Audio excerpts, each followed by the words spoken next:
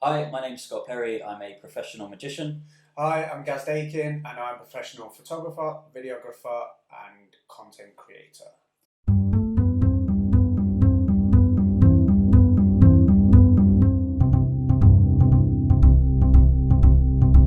Today, in episode 2, we are going to be talking about what happens when you give up social media. Whether we give up forever or whether we give up for a short period of time, that's what we're going to be discussing. Why it's interesting, why you might want to try it, and how that could help you. So, Gaz, why don't you start us off with this? Because this was your idea for the topic, so I want to get your understanding. Why should people give up on social media? Why should people take a sabbatical from it? I think the reason that I brought this topic up was because I did it. So we spoke about last time the comparison thing, and In the last episode, in you the mean? last Yes. episode we spoke We about comparing things, and we spoke about comparing yourself to others and imposter syndrome and all that stuff. So Mhm. this falls directly in line with that. What I felt was that I couldn't get anything achieved. I couldn't get, at the time it was my show reel. I wanted to get my show reel done.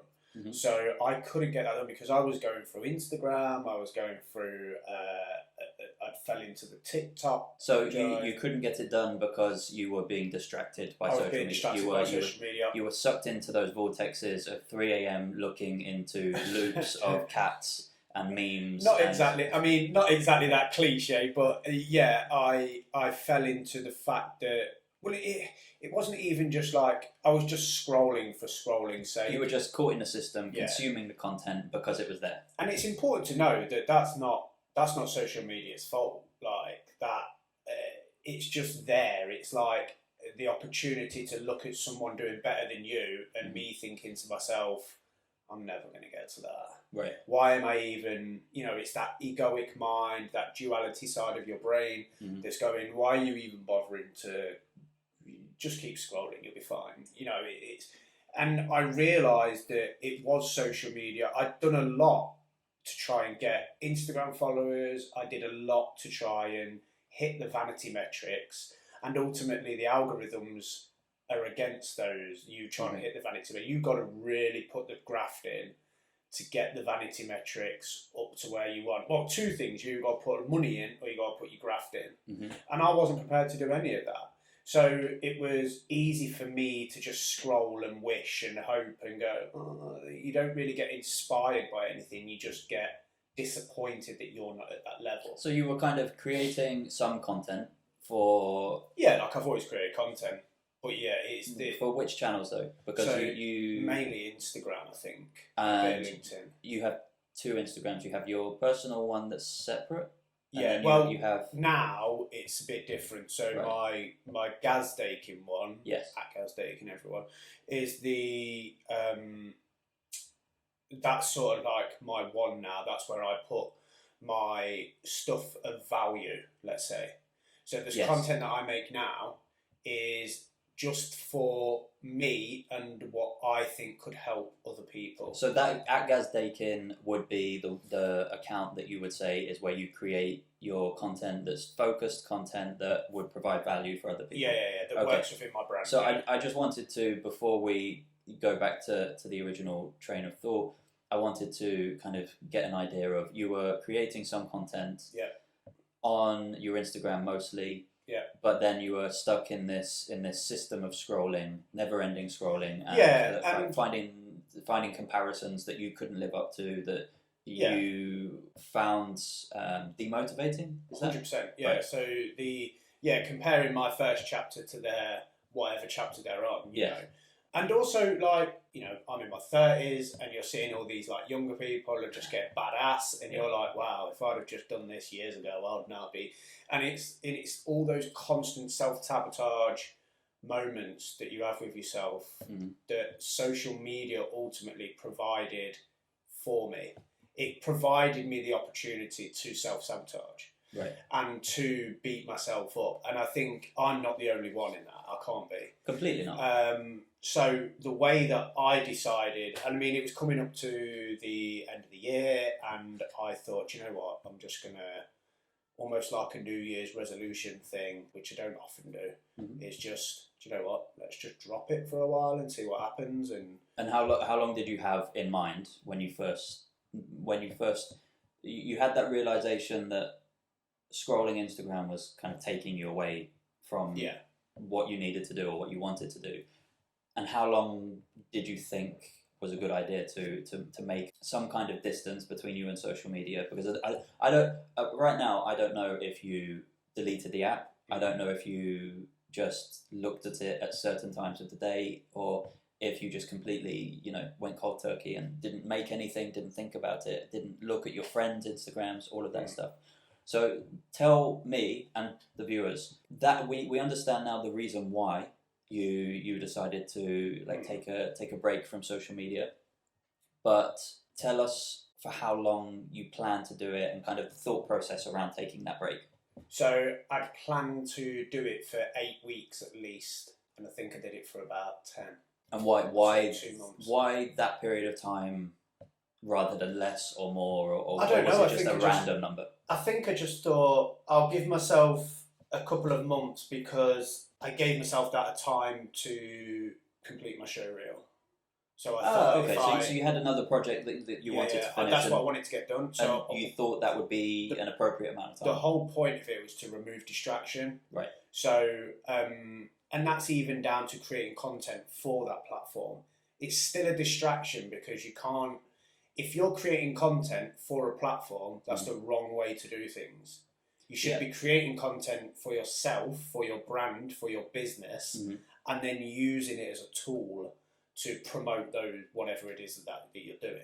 Yeah, I mean, we'll touch on that in a little bit. But that distraction of and being distracted by either creating content for it or being on the platform for the wrong reasons was what I needed to get away from in order for me to complete this project that I had. Okay. So that was the thought process behind that. And before we get into some of the more details or more in-depth details about this, you took your roughly 2 months off.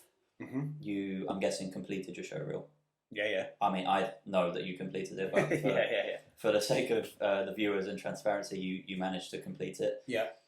And did you feel any better? What were the results of not doing that extra scrolling? So when I first, because I did delete the app, so I deleted all the apps off my phone.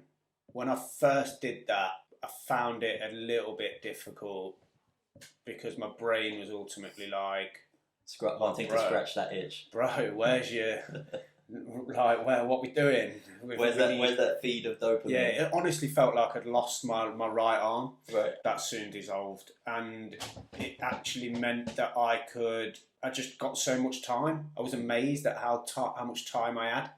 I felt like I was like, oh, okay. There's this right now. I'm sitting down. I would usually have my phone in my hand.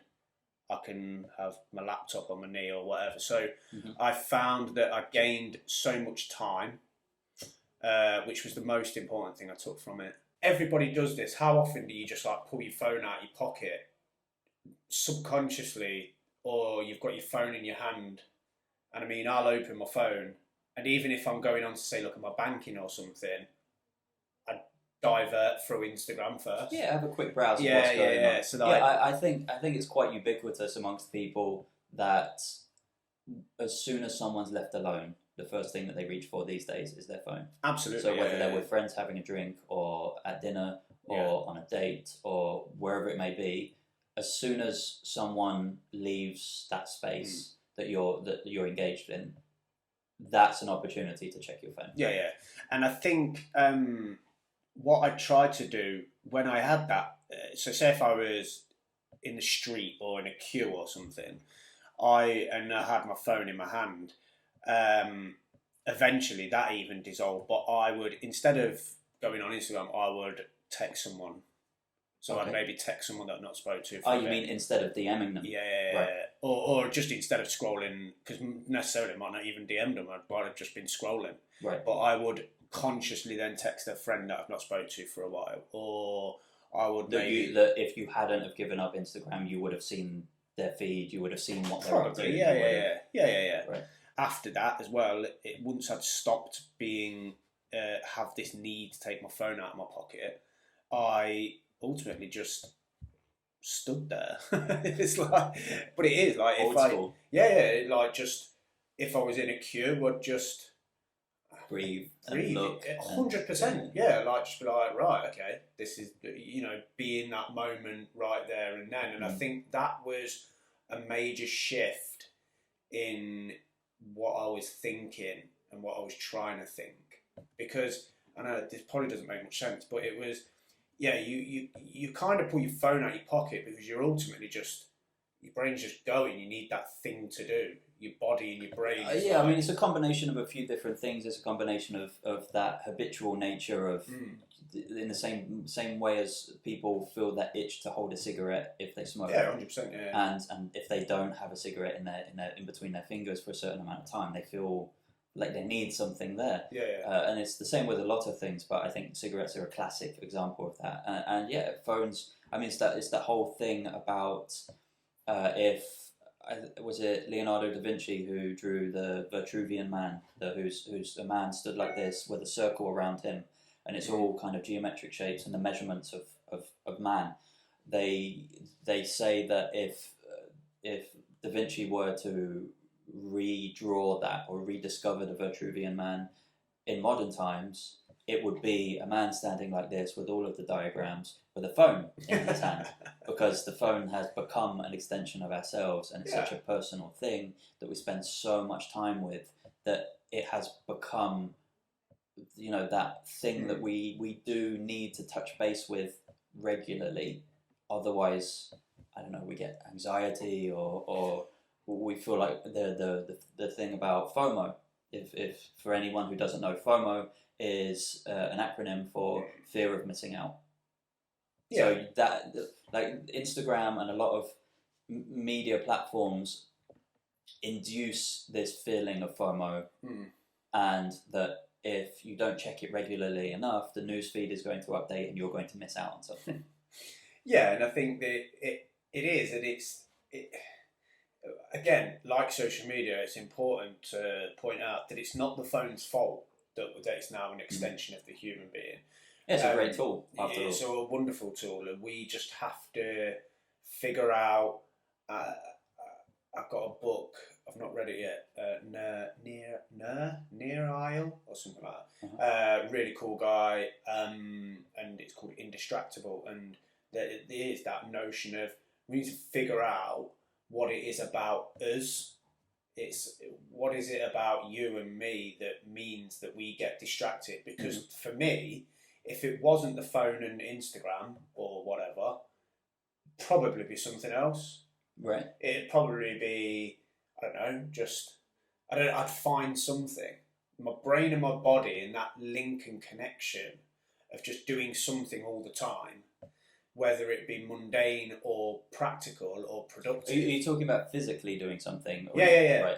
Because that kind of, I think that branches off to a whole other episode of how certain people are certain kinds of learners. Yeah. Whether you have people who can consume books and remember everything and articulate what they've read and understand it and all of that, and then you have the kinesthetic people, kind of like us, who are much more hands-on, who like to be doing things, who like to be touching things, who like to be using our digits and our limbs and making use of our bodies, which I think is a slightly separate thing to giving up on social media, but does touch on it slightly. Yeah. But having that habitual nature of wanting to pull your phone out of your pocket, I think is taking us down a more complicated path. Whereas I kind of want to focus on, we've covered what you did to take a break from social media. Yeah. And we've covered why you took that break. Yeah. And I think just before we come up to the kind of midway point where we share something random, something insightful or funny or interesting that we've come across recently, I kind of want to get the conclusion of that. So you managed to get the job, the task that you wanted to get done. Your goal was to finish your showreel. Yeah. By coming off of social media, you managed to get the showreel done because you had less distractions. Yeah. But now you're saying that you will always find that thing to distract yourself. So when you removed social media, did you find yourself replacing it with another distraction? Yes, but the other distraction was a conscious choice. Right. Okay. So it wasn't some habitual thing that. No. So I then said, right, I have this time again. Like I say, I found and realised that I had this time. So I would sometimes text somebody else. Yeah. Somebody I might not have spoken to for a while. So you did something with an intention and purpose, rather than just mindlessly scrolling. 100%. I meditated more, which was something that I would get up in the morning, for instance, and sit with a cup of coffee, and I would scroll Instagram, or I would engage on Instagram because that's the thing to do. So in order to boost my vanity metrics, I knew that I had to engage as much as possible. I would literally get up half an hour earlier and engage on social media. I then spent that half an hour and meditated instead. So I would do other things consciously when I knew that I would be spending time. Arguably much more productive things that benefit you and your life immediately, rather than almost gambling your time on the vanity metrics of a social media algorithm. Boost it, Exactly, and maybe not getting the results because of however the metrics are measuring your interactions. I think that's really, really important to think about.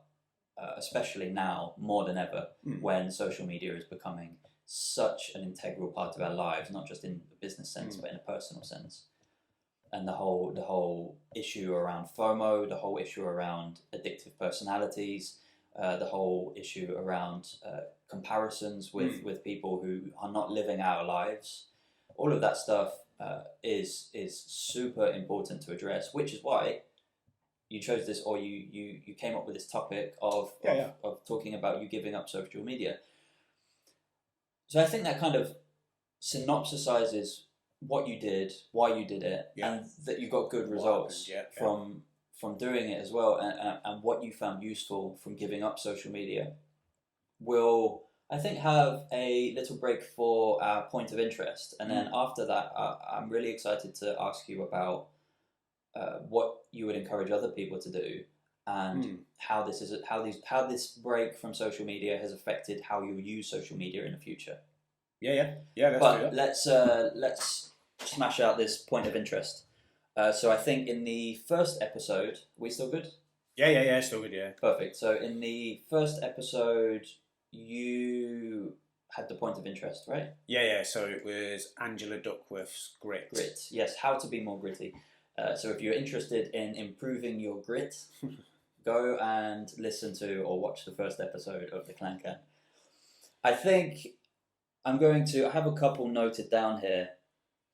I think I'm going to touch on note-taking because note-taking somewhat has relevance to this conversation. So recently I discovered a guy called Ali Abdaal. I'll link his details in the show notes. He has a podcast, he has Skillshare courses, he has a YouTube series. He's a junior doctor in Cambridge. So really, really smart guy, really interesting, bit nerdy, just generally a fascinating guy who uploads creative quality content. And he discussed a piece of software an app, I should say, called Notion. Do you know what Notion is? I think I've heard of it, but I might not have done. Notion is basically an app that allows you to take notes and write things and take clippings and videos and kind of put them all in one place. Almost like what Dropbox tried to do it in the last couple of years, where you make like a board of different idea, brainstorming board, and I think it's called Dropbox Boards or something like that.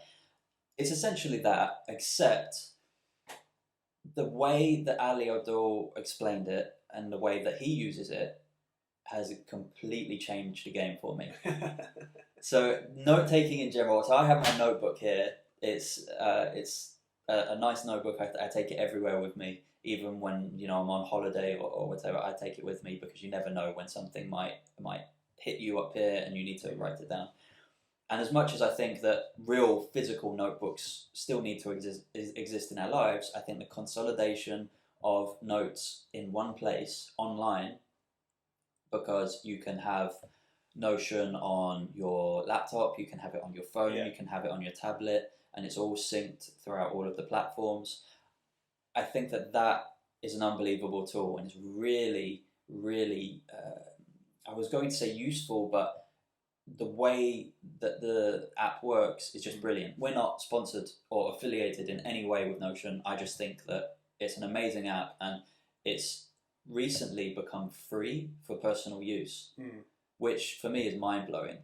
So I think that that's the point of interest that I want to touch on. If you're interested in keeping lists, keeping notes, having really good workflows, writing essays even, it's really good for things like that. I'll add a link to Ali Abdul's, what he calls a resonance calendar, which is like a 20-minute video explaining how he uses it and everything. I'll leave that in the video description and podcast show notes. But that is my point of interest and resource for this week, Notion. And I just think it's brilliant. You actually messaged me on Instagram because about a week ago, because on my story I shared a couple of graphics that I made, kind of rough logos and wallpapers. Oh, yeah. So that all, and you messaged me saying, "Man, are you bored?" Yeah. And I said, "No, we'll touch on this on the podcast actually." And it's because of Notion. So all of my notes in my notebook are quite sporadic, and you have to flick through pages, and it's quite messy. Whereas I consolidated all of that into Notion, and in doing so, remembered ideas that I'd forgotten about. Oh, nice! Yeah, cool. And some of those ideas were what I made mocked up in Photoshop. So you were bored? No, I was being productive and have a little bit of free time with basically being an unemployed magician during a pandemic. Brilliant. And decided that, like you, I was going to use that extra time productively. Yeah. But without consolidating all of my notes and organising everything really well in Notion, that wouldn't have happened. So yes, point of interest, Notion. Look at it, download it, try it. Find it in the show notes. Yes. Back on the subject of quitting social media. Yeah. We've been through all the reasons why you did it, the benefits of doing it, like what happened and how you achieved things and the purpose of the break from social media. Now let's talk about how that break from social media has taught you any lessons, and any lessons that you can, from this experience, impart on the viewers. Well, I suppose the biggest thing that it taught me was it's not that big a deal to not be on it. Okay. So when I first, wanted to get off it, there was even that part of me that was like, do you really have to go on it? Maybe you could just have a little bit at night time, and that again, that egoic brain just really trying to force the issue of not doing the thing that you want to do and do. Yeah.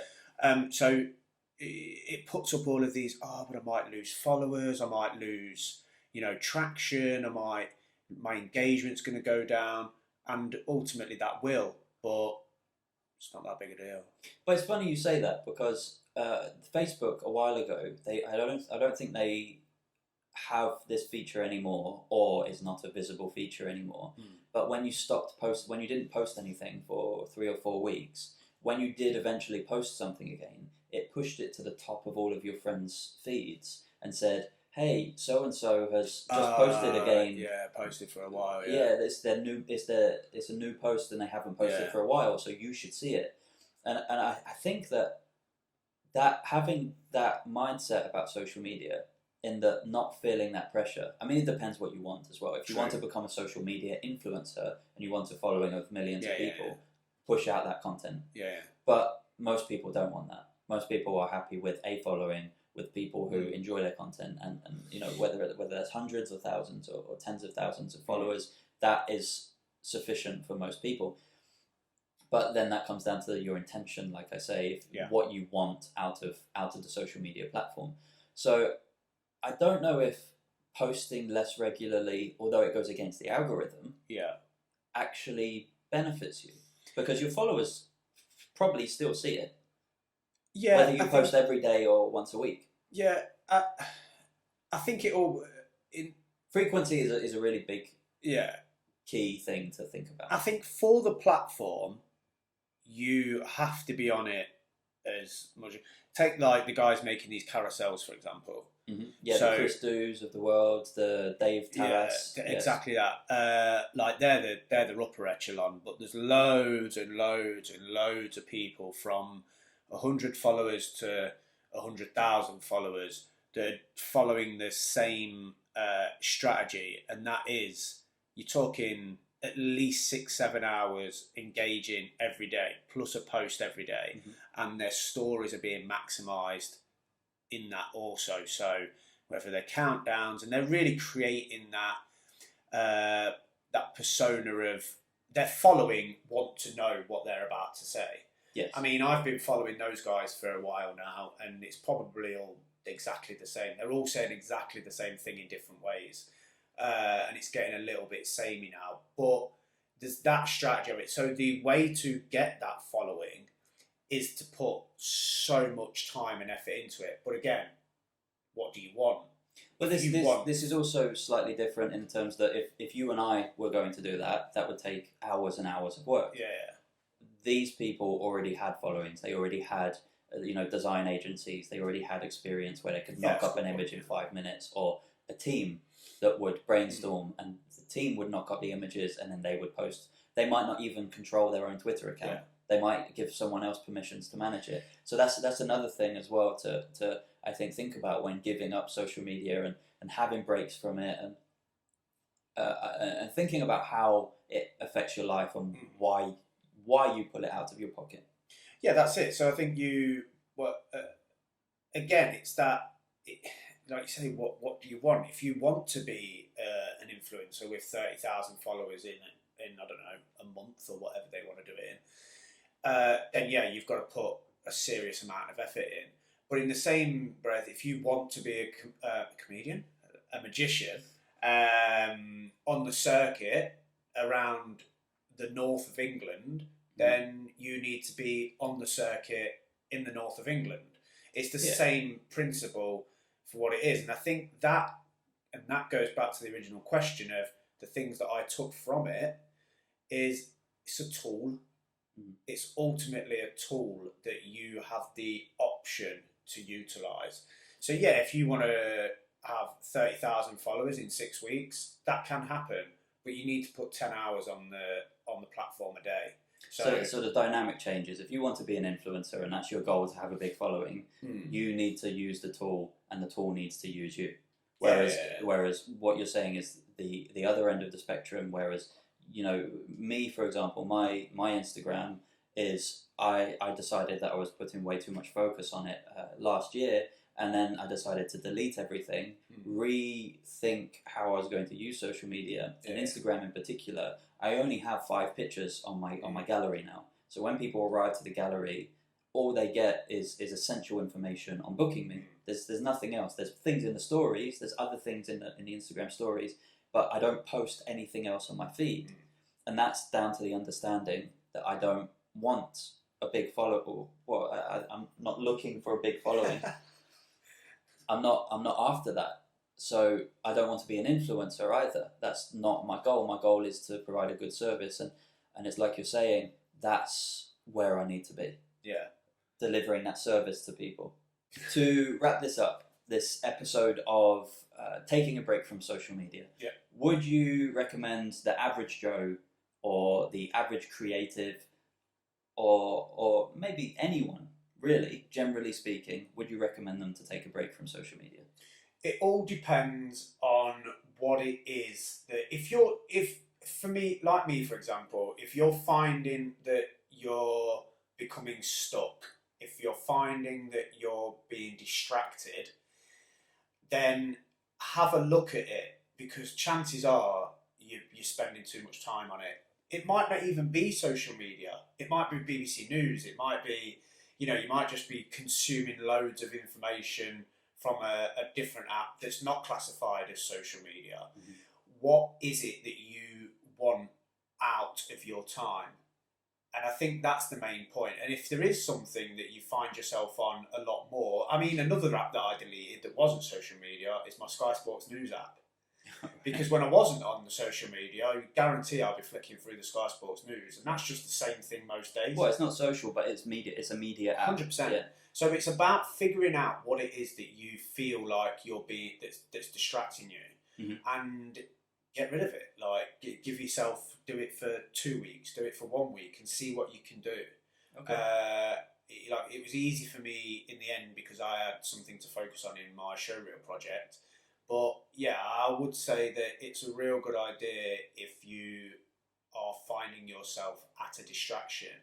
But it's really important to know that quitting social media is not going to stop you becoming distracted. Because your brain will find something else to be distracted by.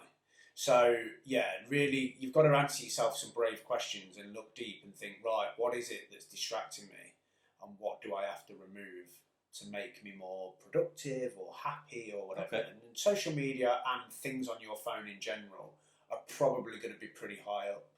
Yeah, I mean the general statistics. I think I read a while ago that the average person touches their phone about 2,000 times a day. Brilliant. Which yeah, is crazy. But that's, I think, a pretty good thing to round this off. Are there any final tips or insights or anything that you want to share on the subject of taking a break from social media? Yeah, so if you are wanting to do it and you're thinking that it's a good idea, then literally right now, just delete the apps. Delete the apps. Delete. Okay, delete except for the podcast and YouTube app. Yeah. Well, yeah, you've. But again, even that's like you can find a new love for something when you step away from it and then step back into it. Stop listening. Sure. Stop listening to the podcasts. Stop listening to the YouTube channels. Stop watching everything that's making you not do the thing that you're getting pissed off that you're not doing. You know what? That's really funny. I remember when the app Pokemon Go came out, when it was released, and it was this huge phenomenon because it was the first app that was ever developed with kind of augmented reality that revolves around going outside. And there was a huge hype around it, and I played it for a little while, and yeah, it was cool. And we grew up with a generation of Pokemon, but it gave me headaches. Looking at my phone so much per day, and like living through my phone, it gave me real bad headaches. And as soon as I deleted that app, headaches went. There you go. Delete the apps. Get rid of the apps. Perfect. Sweet. Right. That's episode number 2. You can find all the details in the show notes, in the video description. I'm on social media with @ScottPerryMagic, and I'm @GazDakin on Instagram mainly. Perfect. Thank you for joining us for this episode, and we'll hopefully, if we survive, see you in the next one. Yeah, sweet.